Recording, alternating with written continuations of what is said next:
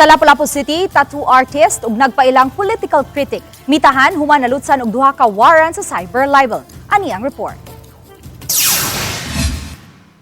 Mitahan kagahapon sa hapon sa Police Station 3 ang tattoo artist ug nagpailang political critic nga si Humprey Elvira nunot sa duha ka warrant of arrest batok kaniya sa kasong cyberlibel. Apan kay wa matiwas og proseso ang tanang mga dokumento nga gikinahanglan alang sa iyang pagpiyansa sa 5 counts of cyberlibel, hinungdan nga natanggong og usa ka gabii sa temporary custodial facility sa Lapu-Lapu City Police Office si Elvira. Duha ka warrant ang naa migawas is katong 4 counts o katong 1 count lang. All are cyber libel. Giangko ni Elvira nga wa gilayon siya mitahan, human siya masayod nga usa sa iyang warrant sa cyberlibel not bailable. Enero 30, unang migawas ang kopya sa warrant of arrest sa kasong cyberlibel nga not bailable. Pagka Enero 31, migawas usab ang laing kopya sa warrant of arrest sa kasong cyberlibel gihapon apan may girekomendar na nga piyansa nga 48,000 pesos. Tago eh. Siyempre tago ta. Nobel, kinsa ko ganahan maprisuhan na nga on the process ka. And then, ang akong giko na to first is ni-consult ko sa lawyer na mo. And then sila ilang gi-process. Pagka Friday, ilang gi-adto sa court. Then siya sayop to Humprey. Nasayop to sila og kuan. Upload na to.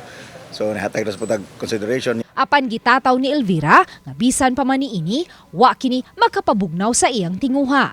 Mas makapa-inspired na ko. Ha? Kay kumadlok mangud ta, ang atong giatake diri gud public official, public officers. So naalam tayo Supreme Court ruling nga in the long run dismiss ra gyapon na kay ang giingon sa Supreme Court kung public official ka you don't have to have an onion skin. Dapat dili ka balat sibuyas. Sa pikas bahin, gitataw ni Lapu-Lapu City Associate City Prosecutor Marvin Boyles nga bailable man ang tanang cyberlibel case. Ug matag count sa cyberlibel, 48,000 pesos ang piyansa niini. It is bailable.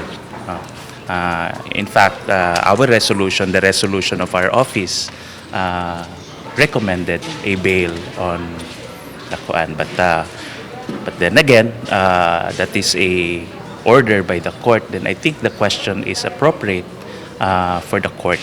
Wala mo tugot og on-cam interview ang RTC Branch 27 sa Lapu-Lapu City nga mo'y nag-issue sa warrant of arrest batok kang Elvira. Apan sa off-cam interview, gitataw ni ini nga clerical error lang ang nahitabo, hinungdan nga napatik ang mga po nga not bailable sa paggawa sa kopya sa warrant niadtong Enero 30.